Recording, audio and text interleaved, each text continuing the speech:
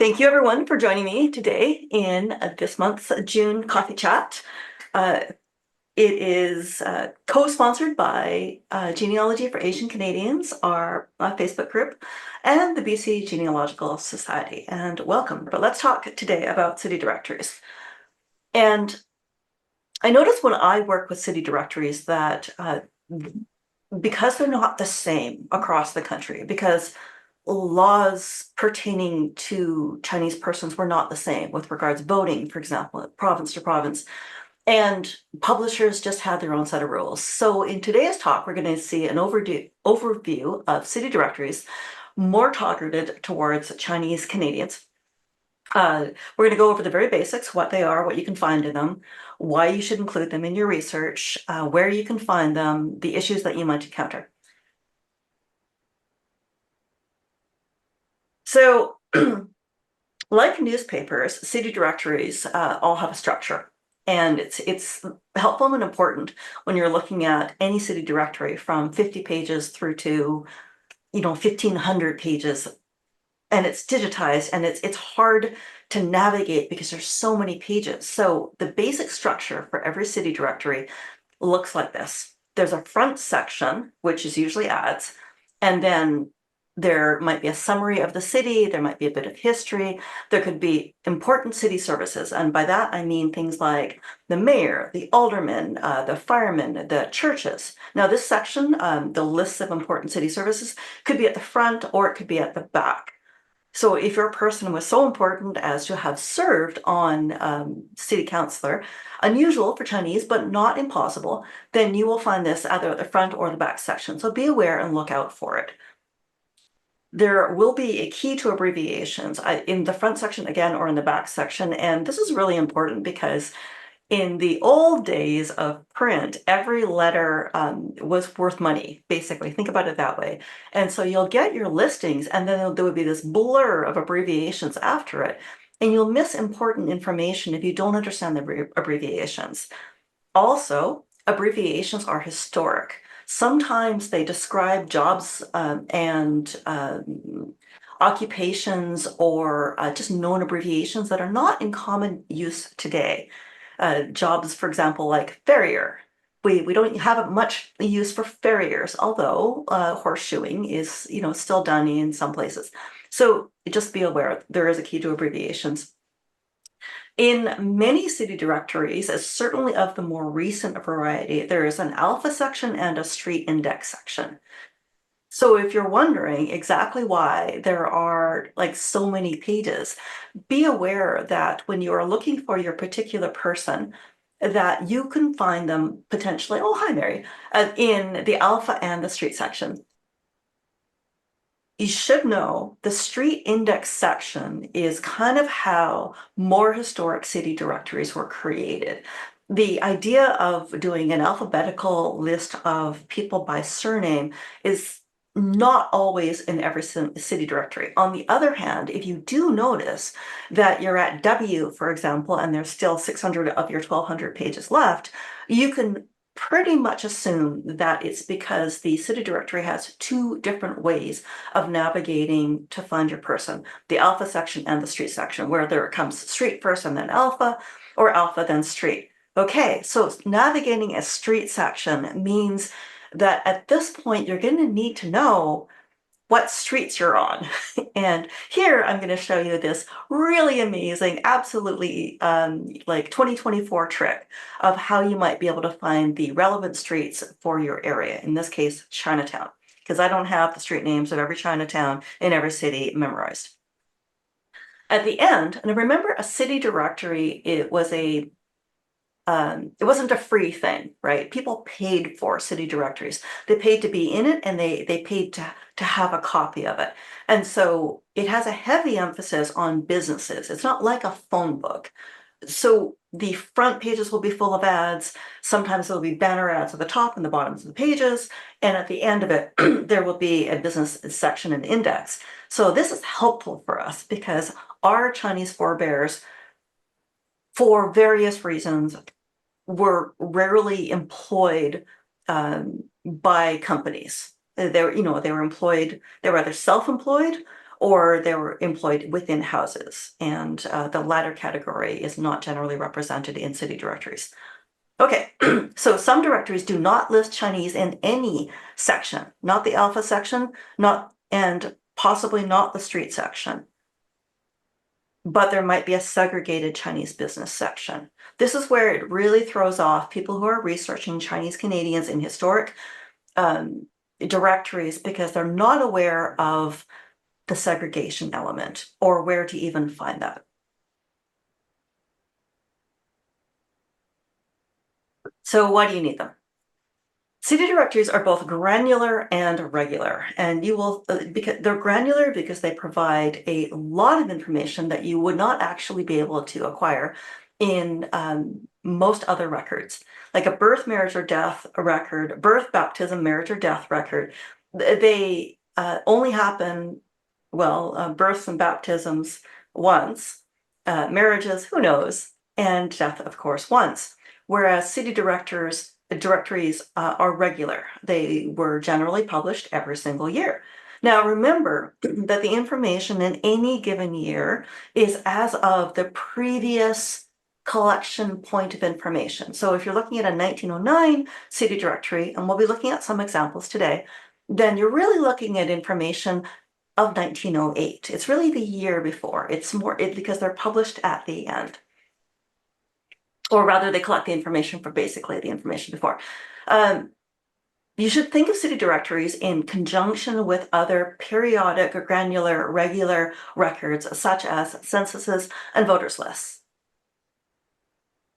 As I mentioned before, our Chinese settlers were mostly entrepreneurs, and mostly they were urban. So this means that city directories might be your only point of contact if your person did not vote, was not born, did not marry, and left the country before they died. So that means your basic records, birth, marriage, death, and it will not be available to you.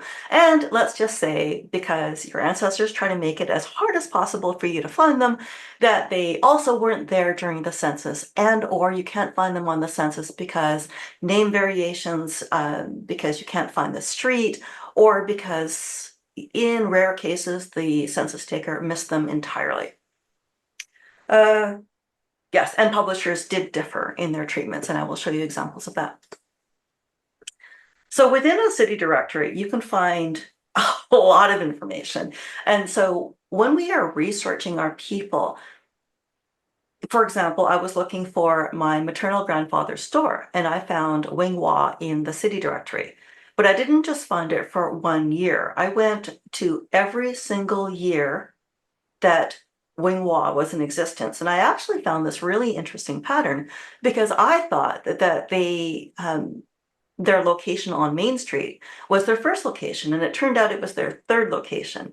Not only that, but I learned that initially they were a grocer, and then they were a general retailer, and it was only later that they came to understand that tobacco and the selling of tobacco was a more regular source of income for them, and that's how they expanded into becoming tobacconists. So I wouldn't have gotten that information if I hadn't found every single occurrence in the city directory of the same store. And then, so the information, they might be represented in the ads. Not, I have yet to find too many Chinese businesses in the large ads. You would want to do a search for your Chinese business name. Just as I mentioned in the previous slide, the front section might have descriptions of towns. So basic information about your city or town, plus statistics in the industries. There could be maps, there could be biographies. I'll let you read the rest of this. I won't read this out.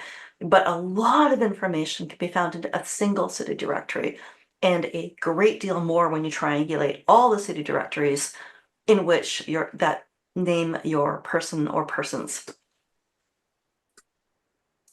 Okay, at the very least, when you find a city directory information, you should collect all of this information. The year and the city in which your person lived, I would put this in my family tree software. The abbreviations, a definite, you would want a transcript of the exact information that was provided in the city directory. The addresses, then of course from addresses you're looking at maps, your last name, your first name, notes, the occupations, because that's another thing that city directories do, is that you can trace a business, its employees over time. And sometimes you can see the employees become managers, and then you can trace the employees' homes, and it just goes on and on. Their places of work, the kind of work they did, the names of their employers, addresses, employers' names, and home addresses. So even with Chinese businesses, you should be able to find a great deal of this information. Certainly the type of work, the place it was, the address, the name.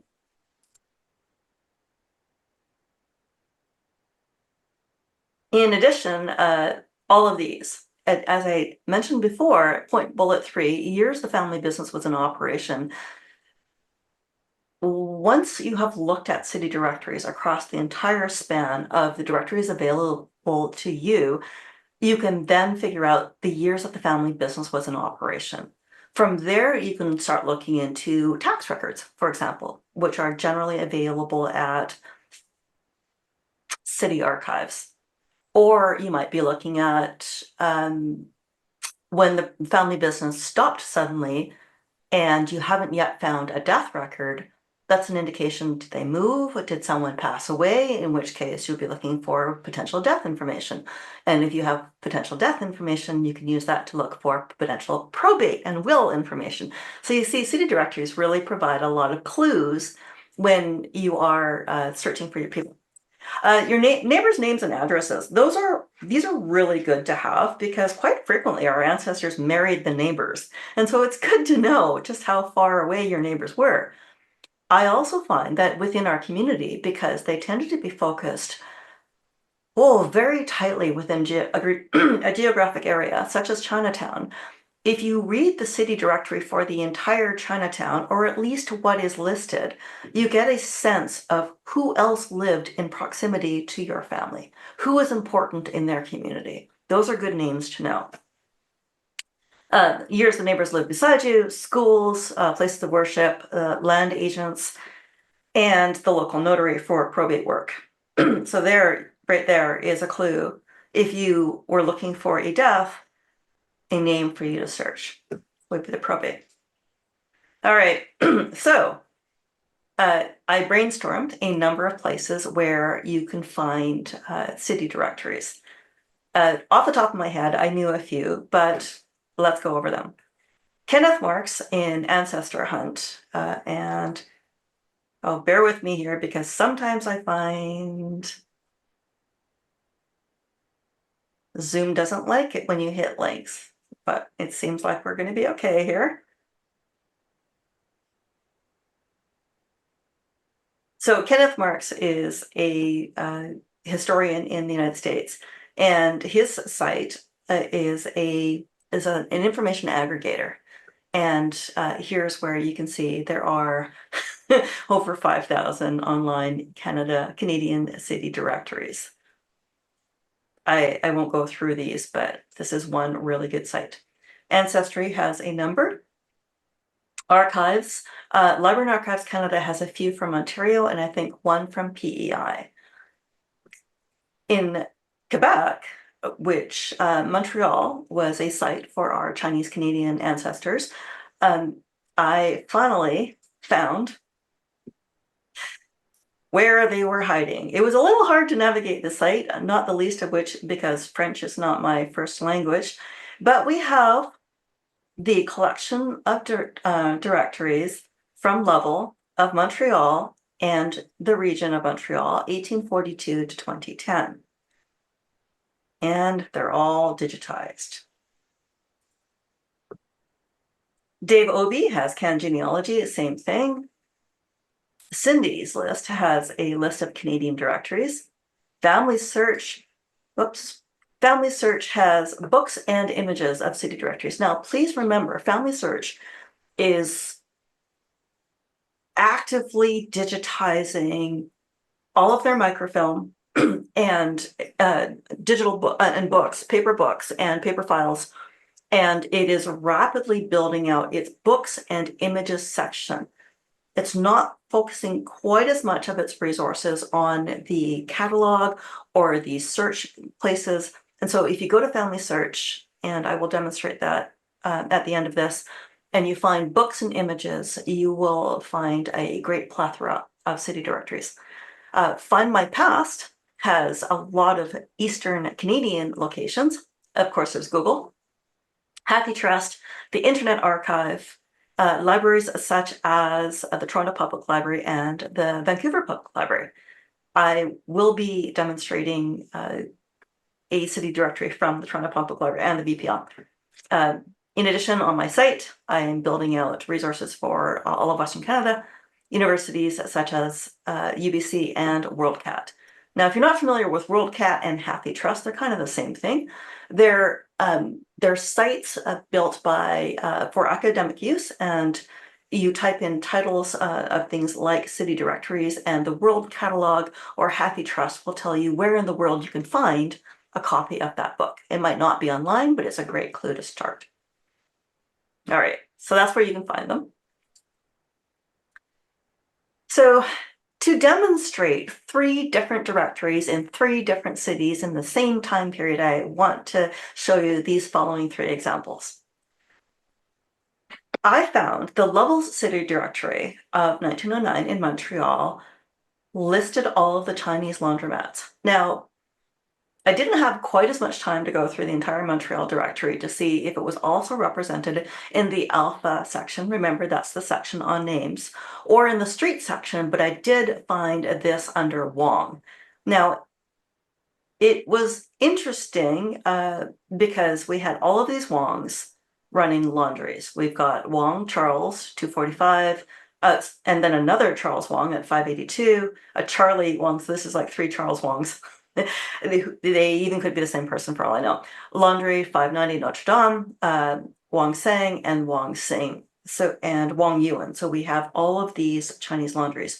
So this is one of the best examples I can find of granular information where you have the first name, the last name, their occupation, and their address.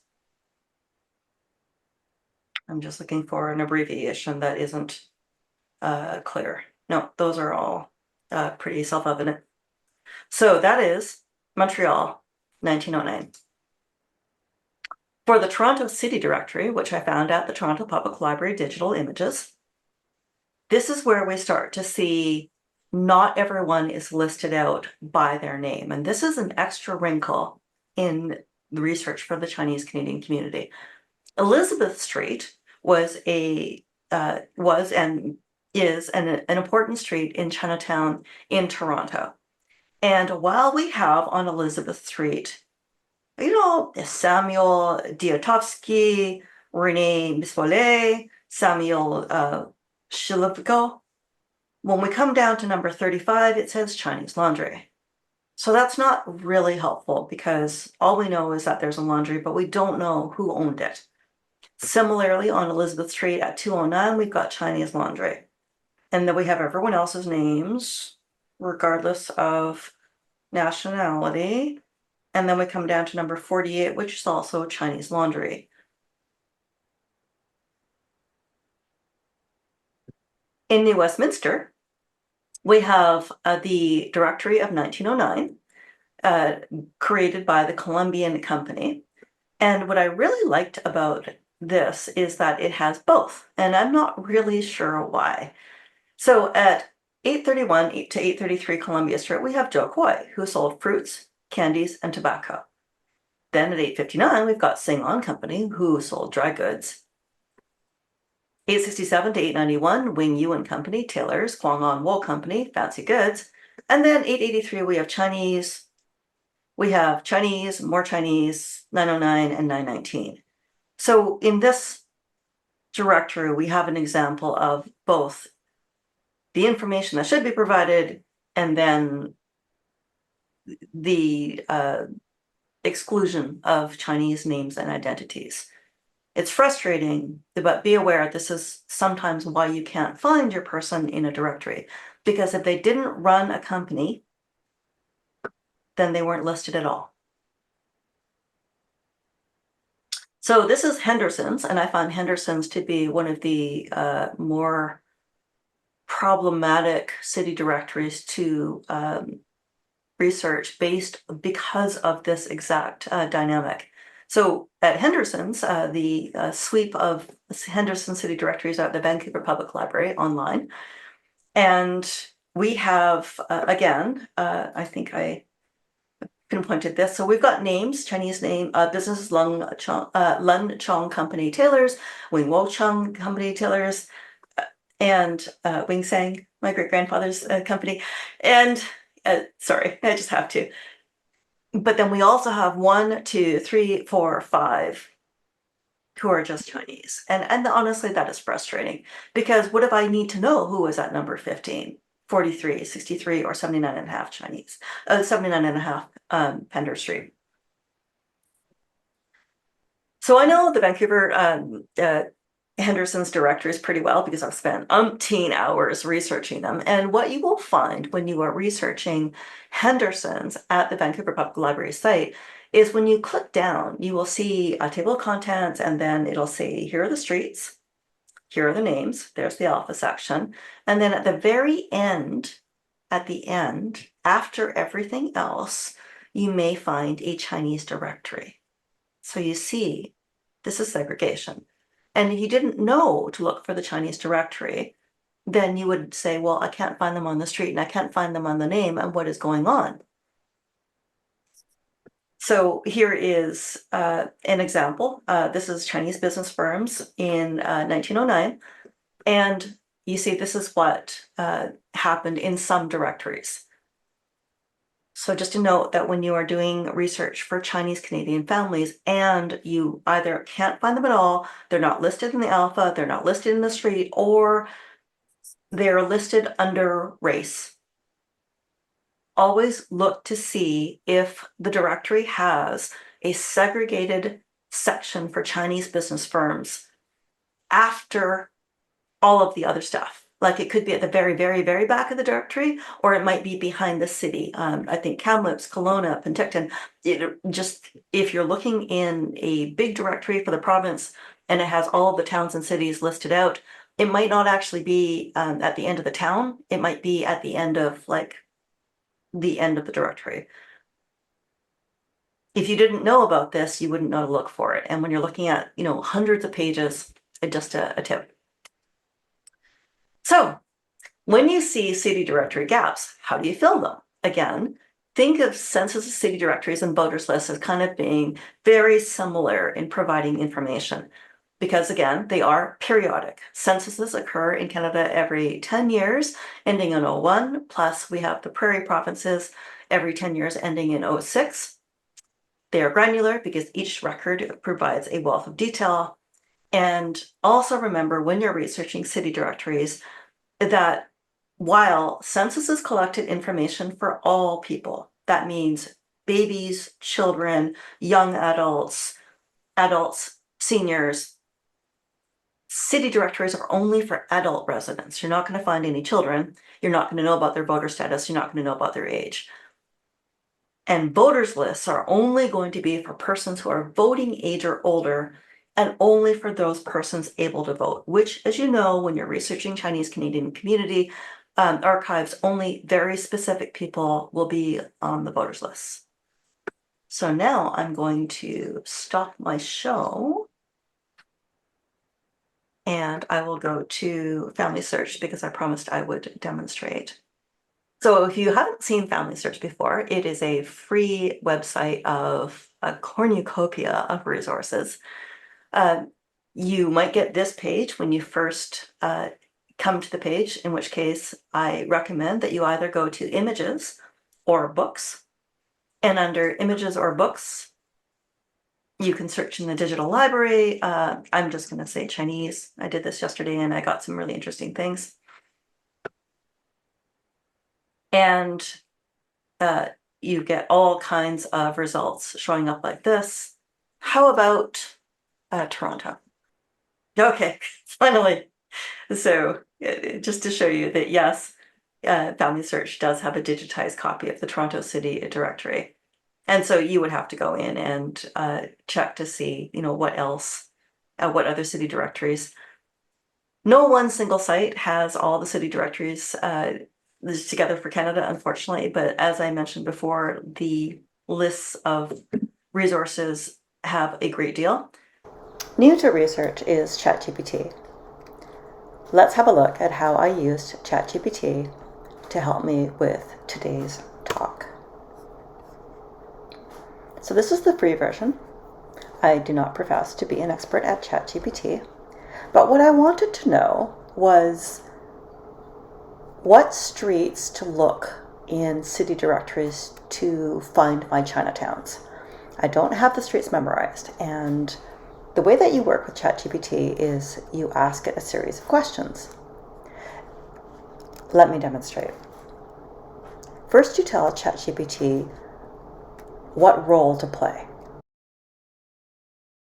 I'm asking it to act as a 19th century cartographer. Define the ethnic districts of note for Toronto, Canada. When you're working with ChatGPT, remember that it displays perfect confidence, much like an 8-year-old. Therefore, everything that ChatGPT says should be taken with a grain of salt. Always verify the information. However, in this case, that's what we're doing, is verifying.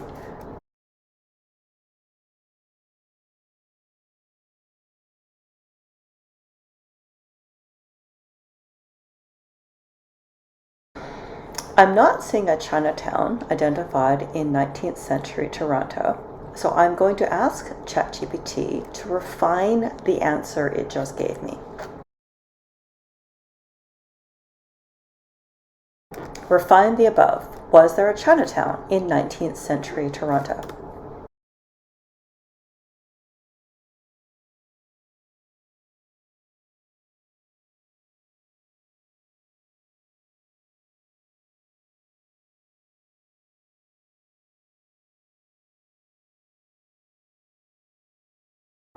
So this is interesting.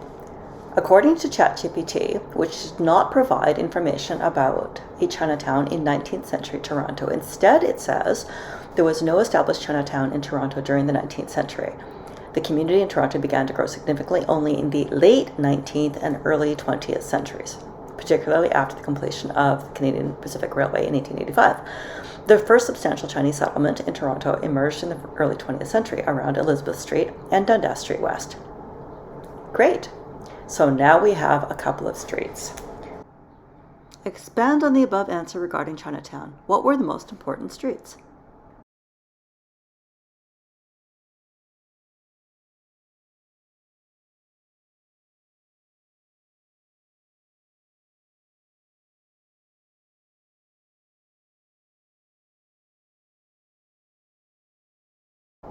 So there you go. Within seconds, you have an answer for my original question, which was, if you recall, what were the main streets of Toronto's Chinatown, so that I could then use those street names to look up potential Chinese persons in city directories. ChatGPT has given me 4 possible names to look at: Elizabeth Street, Dundas Street, Bay Street, and University and Queen Street West. I could go further and ask for important intersections, notable businesses on Elizabeth Street, and so on. But this is an example of how you can use ChatGPT to speed up your research in order to find clues to further your genealogy. I'm Linda Yip, and thank you for watching my webinar on city directories for Chinese Canadian persons.